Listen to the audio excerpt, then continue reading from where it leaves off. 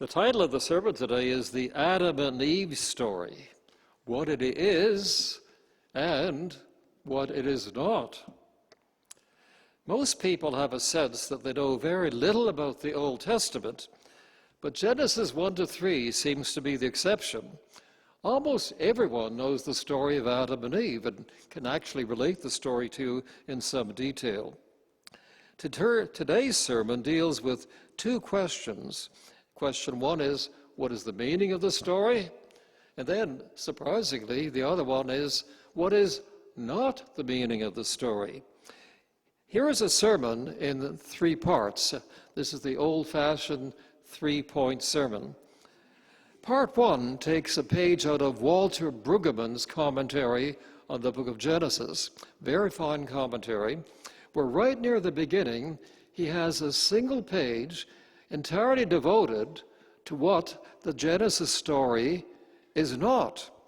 And you know, I think it's the freshest page of commentary I've ever discovered and ever read on the subject of the book of Genesis and the Adam and Eve story. By the way, at my stage of life, I've read hundreds and hundreds and hundreds of pages on this story over the scope of many years. Part 2 of the sermon will drill into the ideas of an early theologian named Origen, O-R-I-G-E-N, whose writings, written about 1,800 years ago, nonetheless present what I think is the modern and also the realistic approach to the story.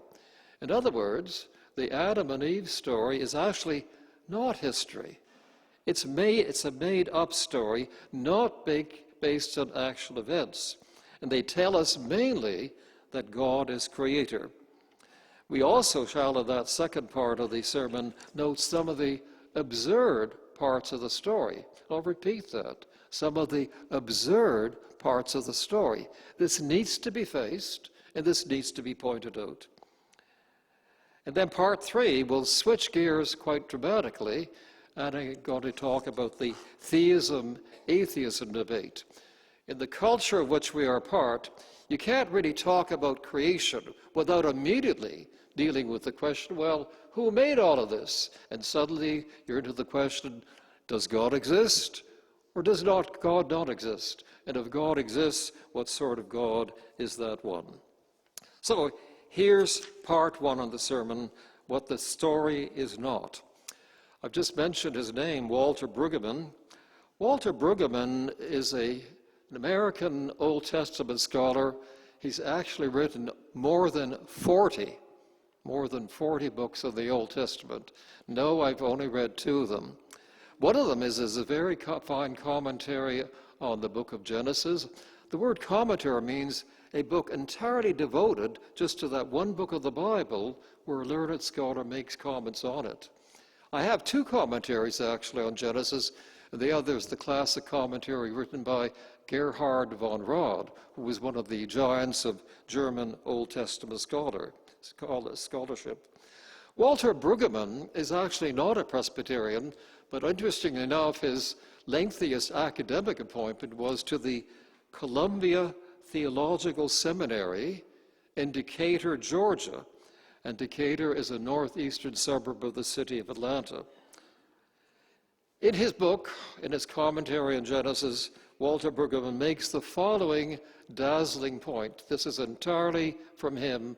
This is his material. The first point, I think, is the most important one. It's also a bit startling. He tells us that Genesis 3, the Adam and Eve story, is not the foundational text of the Bible.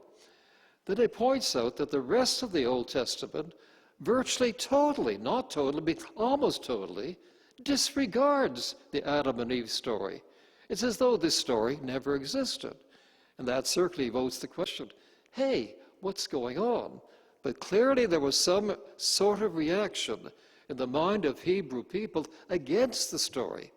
I can only make guesses as to why that was, but my guess is that it's along the lines of the conclusion of today's sermon. This is a made-up story, and I noted that there are some absurdities in the story, and I'll point them out, and I think they simply scream and point us to one direction, and that direction is, this is mythology. A mythology like the parables of Jesus, which they didn't exist either, but they were true in the sense that what they pointed to was true. So that's the very fascinating thing, that Genesis 3 is there all right, but it then is virtually forgotten in all the rest of the Bible. Then the second point Brueggemann makes is, in the Old Testament, this story is not treated as an account of the fall of man.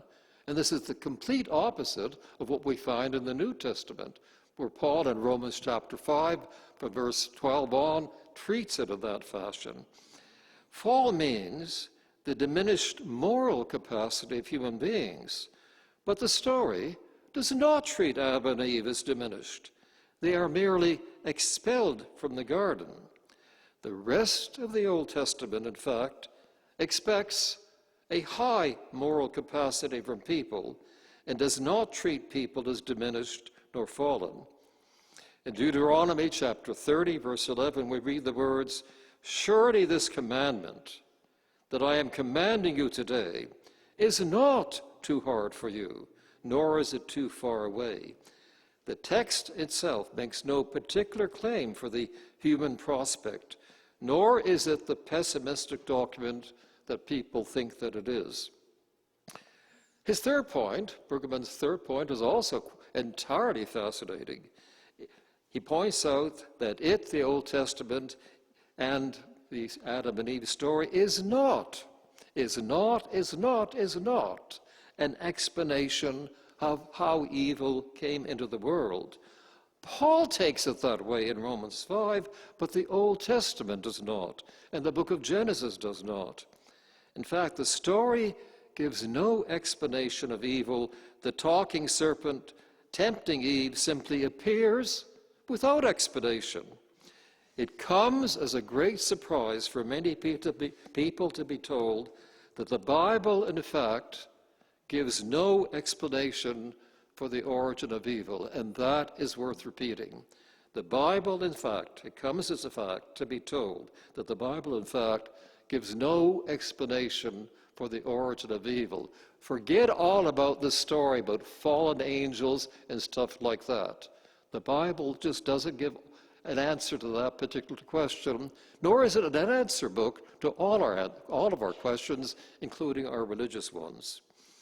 Then the fourth and last point of his that I will read today is, it is also not the story of how death came into the world. In fact, no one dies in this story, even though it was threatened that if you eat of the forbidden fruit, that person will die. But in fact, the penalty is not carried out. They are expelled from the garden, but they are not killed, an action very different indeed from dying. And my comment on Brueggemann's page, and he goes on a bit further than this, but I'm stopping here, is simply the words, "Thank you. Thank you, Walter Brueggemann. Everything you've written there needed saying, and needed saying desperately, strongly, and clearly." So I'm pleased to read his very important material to you today. Now this leads us to part 2 of this 3-point sermon. And part 2 is pointing out that none of this actually happened in history. That the Adam and Eve story is a made-up story. It's a myth written to convey certain spiritual truths to us. Why and how have we reached this conclusion, since so many, in fact, believe that this, in fact, is all history? But first, let me tell you about an early theologian named Origen. His dates are approximately 185 to 250 AD. He lived in Alexandria, northern Egypt. It's a city that still exists. Right now, it is Egypt's second largest city after Cairo, and it sits there right in a beautiful way on the south coast of the Mediterranean Ocean, Mediterranean Sea.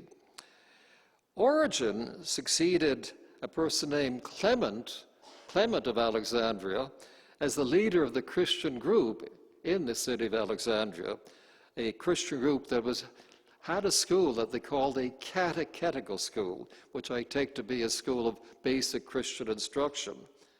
Let me tell you the age that Origen was when he was asked to take over the school. Origen was age 18. 18. There's some reason to believe that he might have been as bright a theologian as the Christian church has ever had. Certainly he has one of these minds that bristles with ideas and is full of intensity and full of insight. In one of his books, Origen comments on Genesis 1-3, pointing out that there are too many things against it to be taken literally. And Origen writes, "The story of Adam and his sin will be interpreted philosophically by those who know that the word Adam means man. And in what it appears to be concerned with Adam, Moses is speaking about the nature of man." He points out that the account given in Genesis 1-3 cannot be taken as history. He points to the fact that light in Genesis chapter 1 is created before the sun is created. The word day is also used before the sun is created, but the word day is a function of the earth's relationship to the sun and light in that sense. So there are all these problems in the story of Genesis and the beginning of the world, Genesis 1, 2, and 3. But in particular, he's talking here about the Adam and Eve story in Genesis chapter 3. What are some of the problems that are in this text? Well, how about a talking snake? When last did you hear a snake talk? For heaven's sakes, isn't that the hot tip you need? That this is not history, this is mythology. A talking snake just doesn't cut it as an endeavor to write history. Or how about, of all things, knowing the difference of right and wrong by what? Eating a piece of fruit? What? What's going on here? Again, it's more mythology. Or another piece of fruit, and if you eat that piece of fruit, you have the gift of eternal life. Again, it doesn't really make any sense. Again, mythology. After Adam eats the forbidden fruit, there's this very peculiar conversation attributed to God, where first of all, God appears to be jealous of Adam. That doesn't make any sense. And the idea that knowing right and wrong is somehow a wrong thing to do, but that doesn't make sense either. For heaven's sakes, the Bible, Old Testament and New Testament alike, give a lot of territory to the subject of what is right and what is wrong. A lot of territory to the moral teachings of Jesus. A lot of territory to the laws, the difference between right and wrong. So the whole thing is highly confused at this point. Did you know that Genesis 3 also then goes on to depict God as a gardener? Yes, it talks about God planting a garden in Eden. It also then later depicts God as a tailor. Yes, it's actually in the Bible. God is a tailor making garments for the naked Adam and Eve. The entire list, the entire story is weirdly disconnected, I think, from reality. By the way, we also note that the Bible nowhere tells us that the Garden of Eden was ever removed by God. It doesn't say that anywhere. If it does, show me the passage. Well, if it still exists, where is it? And the answer is it's nowhere, for the simple fact that it never did exist. It is very difficult to avoid concluding that the garden never existed, nor did Adam, nor did Eve. Moreover, it is critical to drill into the meaning of the words Adam and Eve. It's interesting that in Hebrew, the word for man came from the word earth. Hebrew Adama means earth, and then from that you get the Hebrew word Adam, which we now pronounce as Adam. We keep thinking it's a proper name, but you have to grasp the fact that if a Hebrew person heard this story in Hebrew, which of course he would or she would, and encountered the word Adam, he wouldn't think of a proper name at all. he would know that the word Adam simply means man or mankind, and that the word Eve means mother of all living. They're not proper names, they're designations. It's interesting that another ancient language has exactly the same development. In Hebrew, Adama is earth. From that you get Adam, which means man. In Latin, the Latin word for earth is humus, and then the Latin word for man is, take a guess, you're going to be right if you take a guess, the Latin word for man is homo, so you're right. You all guessed right on that one. So just when you add all of that together, I think you reach a conclusion that Origen got it right. That indeed, this is a mythological story, much like the parables of Jesus, where the story is true in the sense that what it points to is true, that God is creator. God gave us the first human beings on the face of the earth. But when you think of Origen's views, expressed 1,800 years ago, his dates are, by the way, 185 to 250, that's when he lived, it's really odd that a fundamentalist view of the Adam and Eve story, that this is history, has continued. In fact, it continues on into the present age. It may even be the case that you have taken this as history yourself, which you're entitled to do if you wish to do, but my view is that Origen got it right way back then, 1,800 years ago. Our second heading leads us strongly to conclude that there never was an Adam, there never was an Eve, and there never was a Garden of Eden. That this is a made-up story, much like the parables of Jesus, that give us spiritual truths, and to those truths we hang on. Now I come to the third and the last part of the sermon. There's not a direct continuity here. I've been talking about the Adam and Eve story. You think I'd make a third point about it. But in fact, I want to talk to you about creation and God as creator and the God and non-God debate that is going on in our culture today. Why is that? Well, I suggest to you the simple idea that whenever you talk about creation in the modern world, you're automatically inviting this debate to deal with atheists, the atheists who say there is no God, and we who come along and say, well, there certainly is a God. In fact, we're here because God made us. So I think I want to make a few comments on that just at this point. The other day, a strange idea came into my mind, and I thought to myself, you know, I've got a degree in honors philosophy. Why don't I try to take my own personal look at the current state of the debate? And what comments would I make on it just on my own? What do I think? Well, here's what I think, based on that sort of invitation I gave myself, a bit of weirdness, I agree. Basically, when you talk to atheists today, time and again, they've been using a phrase that tends to be new to me. I don't recall this phrase being bandied around about 30 years ago. But their answer is, it all just happened. If there's no God, where did the world come from? Where did the universe come from? Oh, it all just happened. And my sense is that the atheists try to take that as a throwaway line. And my comment is, it's not a throwaway line. It's a basic position you're taking. And it needs to be defended as any other position needs to be defended in the atheist debate. And the more I thought about it, I came up with this weird conclusion. It may be wrong, and maybe none of you will agree with me, that if you use the argument, it all just happened, in a weird sense, it takes more faith to be an atheist than it takes to be a Christian. Why? Well, when you look at the world, both the atheist and the Christian look exactly at the same data.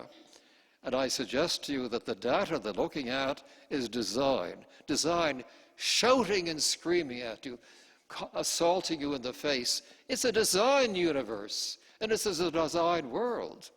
And I think the logical, obvious thing to do is to move from design to designer, which is exactly what the believer in God does. We believe in God partially because we all of this think all of this didn't just happen.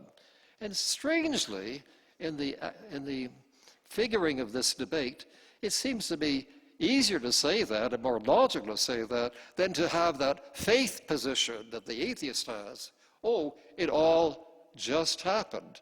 In other words, there's design there, but I have no explanation of it. Oh, it all just happened. And I think intellectually, logically, they're on far weaker ground than they seem to realize. It's interesting that there's a dazzling example of what I'm talking about within the world of British atheism. About 20 years ago, a prominent British philosopher who was an atheist shocked the atheist community among philosophers by announcing that he was no longer an atheist who believed in God. And his name is Anthony Flew. I think he died a few years ago, but obviously he was alive when he made that decision based on the evidence. The main evidence that he was convinced about was the Earth traveling around the sun, that if the angle changed ever so much, life on Earth would not be possible.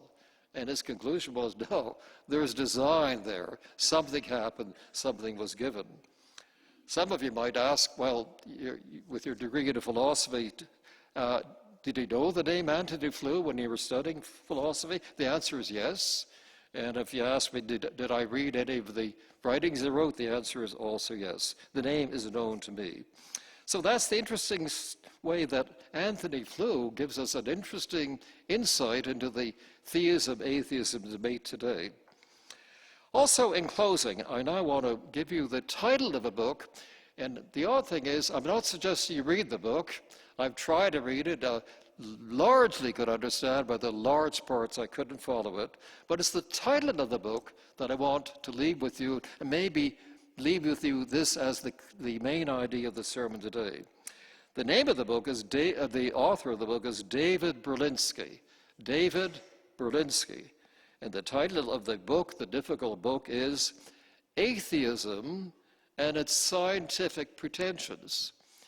Atheism and Its Scientific Pretensions. Hey, what's going on in our culture? Not next year or 10 years ago, but right now. That's what's going on. It's staring in the face. Atheism is pretending to be science. Oh, you believe in God, you're against science. That is complete nonsense. And Berlinski drills into this idea and points out, come on now, you can be an atheist if you want, that's a position you're entitled to take if you wish, but don't pretend it's science. Science means you can prove it. Well, you know you can't. You know you can't. Some years ago, after leaving Knox Church in Ottawa, I then went to Quebec City for 5 pleasant years. And then I thought I'd retired at that point, but the phone rang, and would I come to Halifax and be the fill-in minister for a few months at St. David's? So I wound up at St. David's in Halifax. I loved St. David's, I might add, and I loved Halifax and the people there. It's interesting, though, the congregation was far from large, but it was intriguing.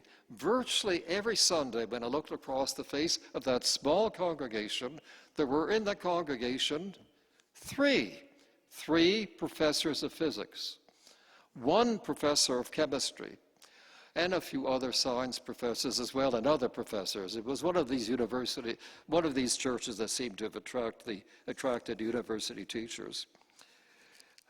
While I was there also, one of the funerals I was asked to conduct, I was told, the person who died was a scientist.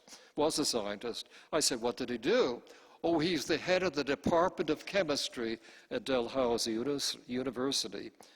I guess someone forgot to tell those physics professors in church Sunday after Sunday, hey, you shouldn't be here, you're a scientist, and a scientist should be an atheist. The point I'm making is just not true. A hoax is being perpetrated in our North American culture right now. Atheism and its scientific pretensions. That's the main thing I wanted to take out of the story today. And I end with this. Before I was at St. David's, I was in St. Andrew's Church, Quebec City, but prior to that, I was in Knox Church for 12 years. One of the people who was in church every Sunday when he was in town, was Henry Howden. Oh, and what did Henry do? Henry was one of the lecturers on evolution at Carleton University. He found no trouble whatever lecturing on evolution from Monday to Friday in Carleton and coming to church on a Sunday. Also in church virtually every week was Jim Nealon. Jim was the head of the Department of Microbiology at Carleton University. It's interesting that this phoniness is way out there, this idea, oh, hey, atheism, you got to be scientific, and if you're scientific, you cannot be a believer. Someone forgot to tell all these men and women who are science professors that that is just not true. And I've often thought, for heaven's sakes, I was minister of Knox, not a huge church, but big enough, then a minister of that very small St. David's church.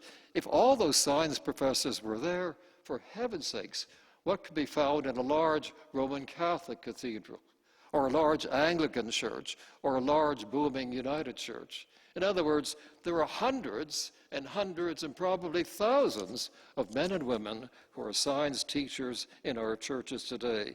They just haven't fallen for the line, atheism and its scientific pretensions. So these are the thoughts I leave with you on the subject of the Adam and Eve story. Thank you for being here today.